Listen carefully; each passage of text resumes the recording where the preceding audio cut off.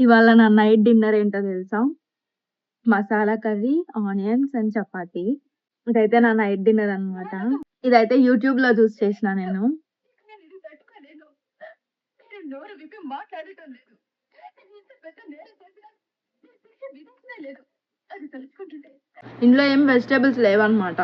అందుకని ఏదో ఒక మసాలా కర్రీ యూట్యూబ్‌లో చూసి చేసేసినా.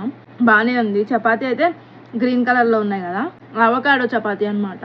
చాలా ఈజీ ప్రాసెస్ కానీ హెల్తీ కూడా. అవకాడోస్‌ని బాగా రైపెన్ అయిపోయి ఉంటాయి కదా! అవకాడో కొంచెం నెయ్యి పిండిలో సాల్ట్, వాటర్ వేసేసి మొత్తం కలిపేయడమే. కలిపేసి నార్మల్ చపాతీ పిండి ఎలా కలుపుకుంటాం అలా కలుపుకోవడం.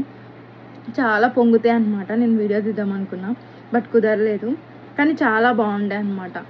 దేంట్లోకైనా బాగుంటాయి. మన నార్మల్ చపాతీలానే ఉంటాయి. టేస్ట్ ఏమంత డిఫరెన్స్ అనిపించదు కానీ నార్మల్ చపాతీ కంటే కూడా ఇవి చాలా హెల్తీ. నేను ఈ మధ్య రోజు నార్మల్ చపాతీ తింటున్నా. అంటే చపాతీయే తింటున్నా నైట్. బికాజ్ నాకు పొట్టొస్తుంది అందుకని. కానీ ఒకసారి అవకాడో చపాతీ అయితే తిని చూడండి. చాలా బాగుంటుంది. చాలా మంచిగా అనిపిస్తుంది.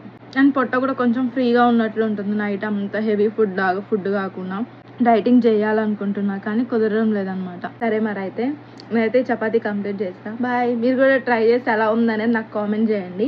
బాయ్.